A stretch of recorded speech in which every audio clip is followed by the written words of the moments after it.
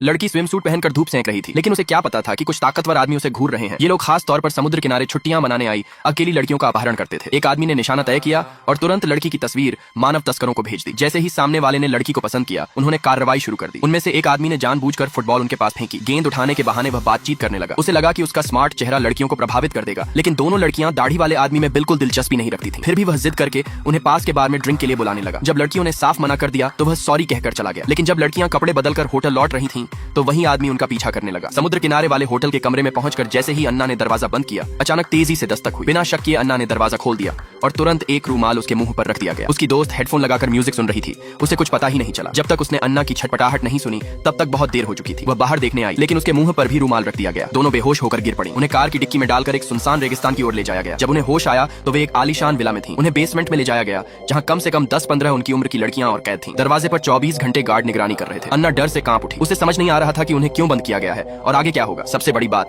उसकी सहेली कहीं और ले जाई जा चुकी थी। जब उसने गार्ड से पूछने की कोशिश की तो उसे गालियां सुननी पड़ी। मजबूर होकर उसने बाकी लड़कियों से बात की। सभी की कहानी लगभग एक जैसी थी।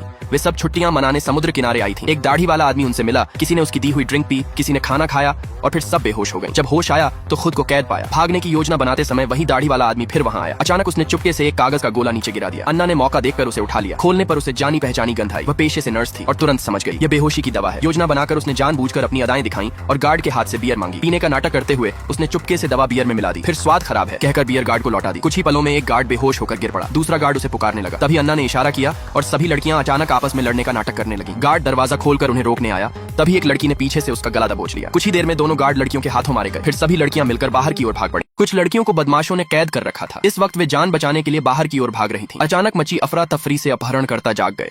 हालांकि लड़कियां आमने सामने उनसे भिड़ गईं, लेकिन ताकत में वे बदमाशों के सामने कमजोर पड़ गईं। आखिरकार कई लड़कियों को ताकतवर गुंडों ने फिर से पकड़कर अंदर धकेल दिया। फिर भी 3 लड़कियां तेजी से भागने में कामयाब हो गईं और बदमाशों के हाथ से निकल गईं। गुंडे उन्हें छोड़ने वाले नहीं थे। वे तुरंत उनके पीछे दौड़ पड़े। दौड़ते समय एक लड़की पीछे रह गई और वहीं पकड़ ली गई। उसने छूटने की कोशिश की, लेकिन वह उनके सामने टिक नहीं सकी। उसे आसानी से काबू में कर लिया गया। फिर भी उसने हार नहीं मानी और एक बदमाश की उंगली जोर से काट ली। अगले ही पल पास छिपी 2 लड़कियां यह सब देखकर सहम गईं। उन्हें एहसास हुआ कि ये लोग कितने निर्दयी हैं। मौका पाते ही वे उठी और फिर से भागने लगी। काफी देर तक भागने के बाद अन्ना को रेगिस्तान में एक घर दिखाई दिया। वह तुरंत दरवाजा खटखटाकर मदद मांगने लगी, लेकिन चीखने चिल्लाने पर भी अंदर से कोई जवाब नहीं आया। जान बचाना जरूरी था, इसलिए उसने खिड़की तोड़कर अंदर घुसने का फैसला किया ताकि बाहर से पीछा कर रहे बदमाशों से छिप सके। लेकिन उसे क्या पता था कि कमरे में लगे कैमरे से एक काला सरगना ब्लैक बॉस सब कुछ साफ देख रहा था। जैसे ही उसे अन्ना की छिपने की जगह पता चली, उसने तुरंत अपने आदमियों को वहां भेज दिया। उसी समय अन्ना को कुछ आहट सुनाई दी। डर के मारे वह कमरे से बाहर भागी। मौका देखकर वह चुपके से उनकी गाड़ी के पीछे छिप गई। जब बदमाश उसे न पाकर गाड़ी लेकर जाने लगे, अन्ना जमीन पर लेटकर उनकी नजर से बच गई। वह बेहद परेशान थी